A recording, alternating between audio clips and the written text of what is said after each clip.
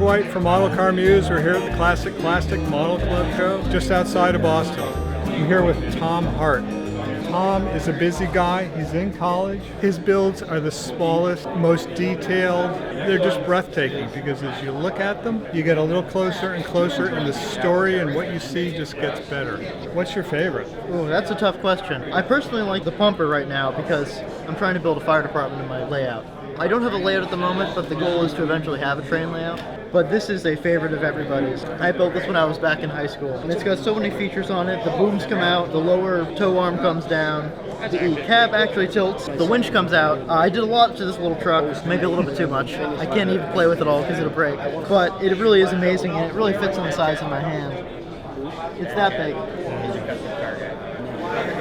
It's such a gem. It's closer to jewelry than almost anything else in the room. Do these all start from a kit and then you modify them? That's normally what I do. For this one, I took a Sylvan, it was the Emeryville cab, and I wanted to make sort of an early Transtar cab because that's what these trucks originally had. So I took the actual cab and I modified the cab to make it look more like a Transtar.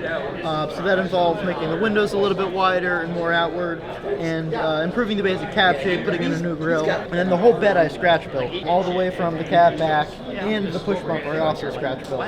So in reality, everything but the cab, the wheels, and the frame is completely my design.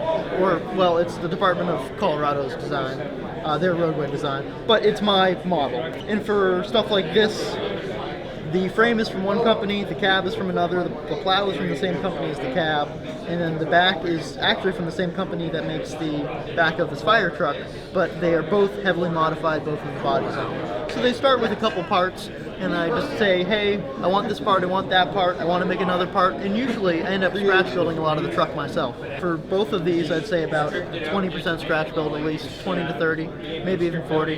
This one is more like 60 to 70. Yeah, we're all used to 25th scale. These are 187? Yes.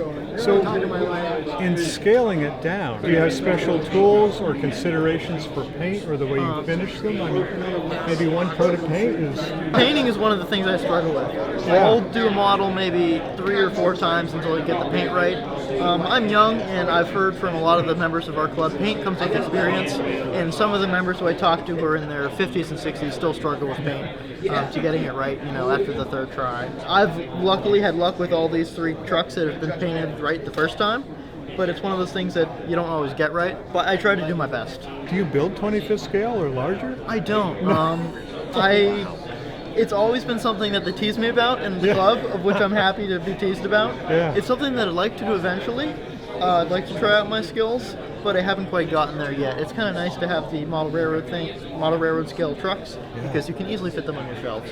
Sure. It's not pushing anything. A lot of people ask, do I use a magnifying glass?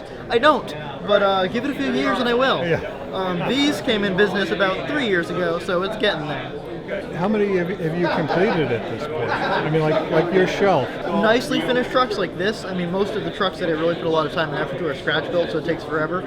I only have, I'd say, 10 to 15. I don't have that many of this quality trucks.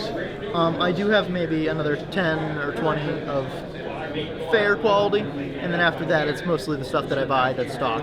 But it's fun to have stock stuff, and you can really make a good city or scene out of it.